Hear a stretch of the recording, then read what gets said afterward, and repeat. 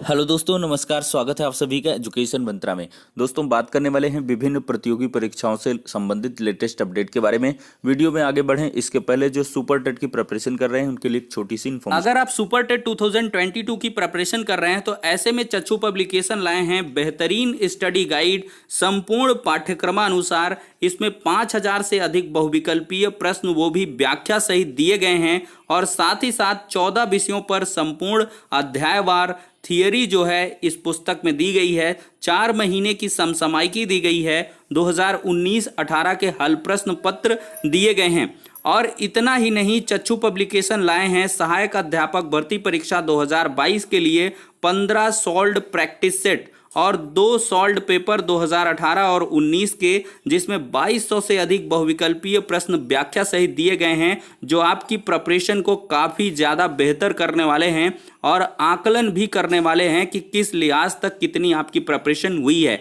तो देर किस बात की, लिंक डिस्क्रिप्शन बॉक्स में प्रोवाइड है। ऑनलाइन परचेज करना चाहें तो दिए गए नंबरों पर कॉल करें, लिंक को फॉलो करें। अगर ऑफलाइन तरीके से परचेज करना चाहते हैं तो अपने नज़दीकी बुक स्टॉल पर कांटेक्ट करें और बुक्स को परचेज करते हुए अपनी प्रिपरेशन को बूस्ट दोस्तों, देखा जाए तो एडेड जूनियर शिक्षक भर्ती का परीक्षा परिणाम जैसे ही जारी हुआ उसके कुछ देर बाद से जब अभ्यर्थियों ने देखा कि यहाँ पर कुछ ऐसे अभ्यर्थी हैं जो टेट सुपर टेट में फेल थे लेकिन एडेड जूनियर शिक्षक भर्ती में उन्होंने टॉप कर दिया, तो ऐसे मामलों को देखते हुए अभ्यर्थियों में काफ़ी रोष है और काफ़ी ज़्यादा इसका विरोध चल रहा है।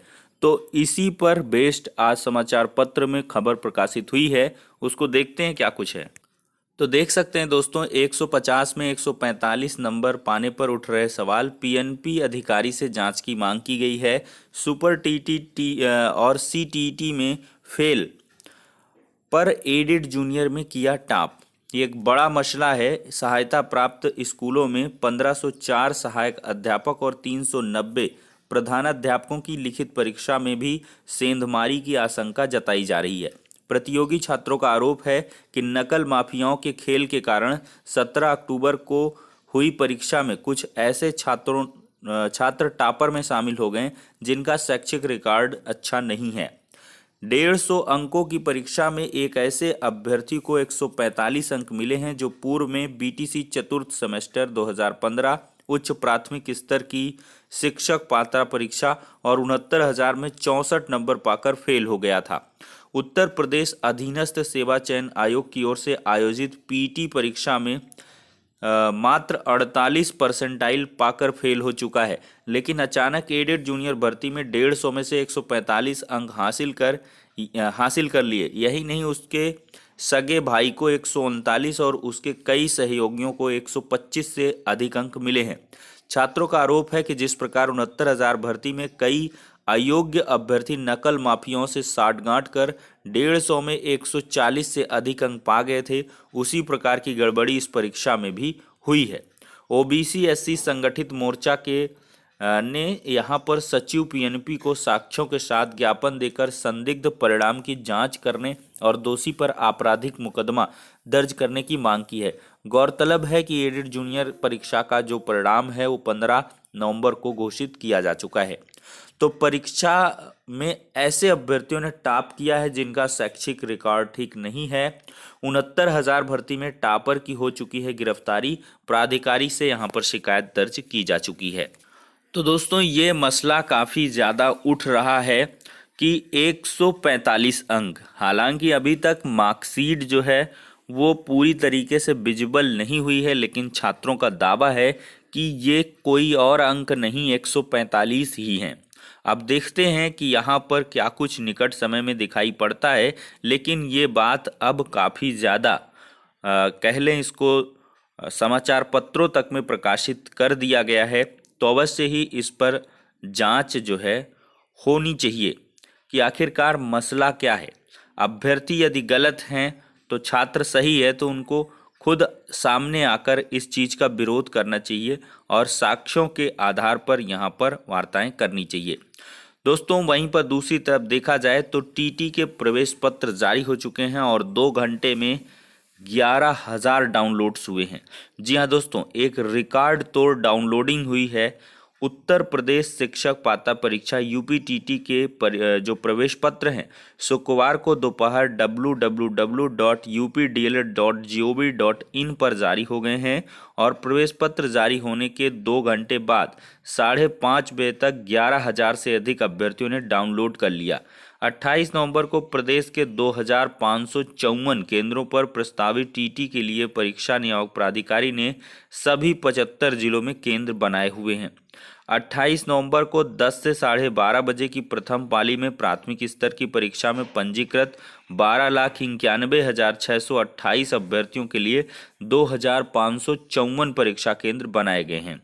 वहीं 2:30 से 5 बजे की दूसरी पाली में उच्च प्राथमिक स्तर की परीक्षा में पंजीकृत 8,73,553 अभ्यर्थियों के लिए 1,747 केंद्र यहां पर बनाए गए हैं। तो यहाँ पर दोस्तों देख सकते हैं किस प्रकार से यूपीटीटी की जोर शोर से तैयारियां हो चुकी हैं। अब आपकी परीक्षा नियत समय पर ही होनी है। जो समय है वो बहुत कम है, 1 हफ्ते से भी कम का समय बच रहा है। तो लगातार यहाँ पर प्रैक्टिस करते रहें, क्योंकि इसके बाद शिक्षक भर्ती का एक जो है बड़ा अनाउंसमेंट किया जा सकता है। अब दोस्तों इसी को लेकर हम बात करेंगे। टीजीटी पीजीटी सहित नई प्राथमिक शिक्षक भर्ती विज्ञापन जारी करने के लिए प्रतियोगी छात्र मोर्चा आगे आया है और जल्द ही इसके लिए एक बड़ा आंदोलन किया जाएगा। उनका यही कहना है कि चयन बोर्ड ने बार बार आश्वासन दिया है, मुख्यमंत्री सर ने भी विभिन्न सभाओं के माध्यम से कहा है कि 27,000 से अधिक हम टीजीटी पीजीटी भर्तियां करने वाले हैं। तो आखिरकार उसके अधियाचन की प्रक्रिया कब स्टार्ट होगी?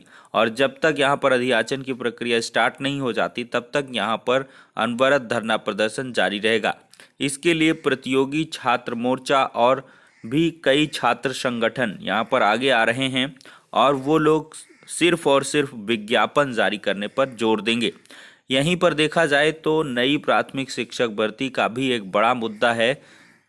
51,000 पदों का हलफनामा जो है सुप्रीम कोर्ट में लगाया जा चुका है और साथ ही साथ 22,000 पोस्ट 68,500 शिक्षक भर्ती के खाली हैं और इधर 2-3 वर्षों में रिटायरमेंट के कई सारे पोस्ट हैं। तो आखिरकार कमेटी की रिपोर्ट कब सार्वजनिक होगी? तो कमेटी की रिपोर्ट जल्द सार्वजनिक करने के लिए भी यहाँ पर एक बड़े आंदोलन की प्रतियोगी छात्र जो है तैयारी कर रहे हैं। तो बहुत जल्द आप सभी को यहाँ पर इन सभी आयोगों के माध्यम से नई भर्तियाँ देखने के लिए मिल सकती हैं। तो अपनी प्रिपरेशन करते रहें, क्योंकि चुनावी वर्ष है और बिना भर्तियों के ये ऐसे ही चुनाव हो जाए संभव नहीं दिखता। अब दोस्तों एक असल समस्या के बारे में चर्चा करेंगे। एडेड जूनियर विषयवार रिजल्ट नहीं जारी हुआ है। ये बिल्कुल सही है कि जो भी रिज़ल्ट आपका जारी हुआ है वो कॉमनली जारी हुआ है, सब्जेक्ट के अकॉर्डिंग जो रिज़ल्ट है वो जारी नहीं हुआ है। क्योंकि किसी के भी परीक्षा परिणाम में आप देखोगे तो सब्जेक्ट मेंशन्ड नहीं है। तो अभ्यर्थियों का कहना है कि आखिरकार फिर विषयवार पोस्टों का क्या मतलब है। तो मैंने आपको पहले भी वीडियो के माध्यम से बताया है कि जो भी अभी है वो कॉमन तरीके से है, उसमें कोई ऐसी दिक्कत नहीं है।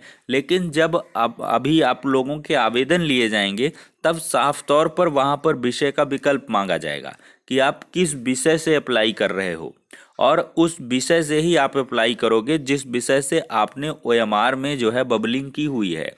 OMR में मान लिया आपने हिंदी कर दिया, अब आप इसमें संस्कृत कर रहे हो तो गड़बड़ा जाएगा।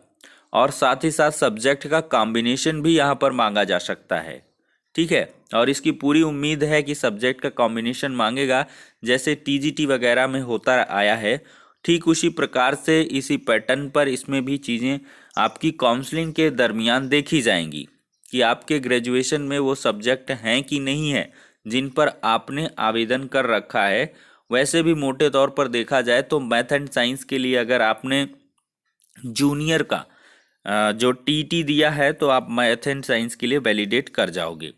और इसके बाद अगर आपने हिंदी का, खैर लैंग्वेज का तो होता नहीं, हिंदी संस्कृत इंग्लिश का, तो आप कोई भी टेट देकर रखे हुए हो, उत्तीर्ण हो, तो आपको वहाँ पर लेने वाले हैं। बशर्ते वहाँ पर एक कंडीशन ये लोग अप्लाई कर सकते हैं कि ग्रेजुएशन में आपका वो सब्जेक्ट रहा हो। तो फिलहाल के लिए विषय के लिए परेशान ना हो, जैसे ही यहाँ पर सभी 75 जनपदों से रिक्त पदों का आंकड़ा आ जाता है। ऑफिशियल सर्कुलर के माध्यम से सारी चीजें खुद ब खुद स्पष्ट हो जाएंगी। अब दोस्तों बढ़ते हैं अगली अपडेट की तरफ। ये मामला है दोस्तों 7 साल बाद 6 मंडलों की प्रधानाचार्य भर्ती के रास्ते साफ होने का। दोस्तों चयन बोर्ड अशासकीय सहायता प्राप्त माध्यमिक विद्यालयों में 6 मंडलों में प्रधानाचार्य भर्ती 2011 का रास्ता साफ हो गया है। उत्तर प्रदेश माध्यमिक शिक्षा सेवा चयन बोर्ड ने अपने 6 मार्च 2020 के निर्णय को निरस्त कर दिया है। ऐसे में उम्मीद जताई जा रही है कि 6 मंडलों गोरखपुर, फैजाबाद, बस्ती, मुरादाबाद, चित्रकूट, मेरठ के साक्षात्कार के परिणाम जल्द जारी होने वाले हैं। विवाद खत्म होने के बाद साक्षात्कार का परिणाम जल्द जारी होने की जगी आस, तो एक बड़ी बात कही जा सकती है। और यहाँ पर 2020 के निर्णय को इन्होंने निरस्त कर दिया है। तो एक तरीके से देखा जाए तो 7 साल बाद ये भर्ती का जो रास्ता है वो साफ हो चुका है। तो फिलहाल के लिए ये सारी अपडेट्स हो जाती है। नेक्स्ट वीडियो में मिलते हैं।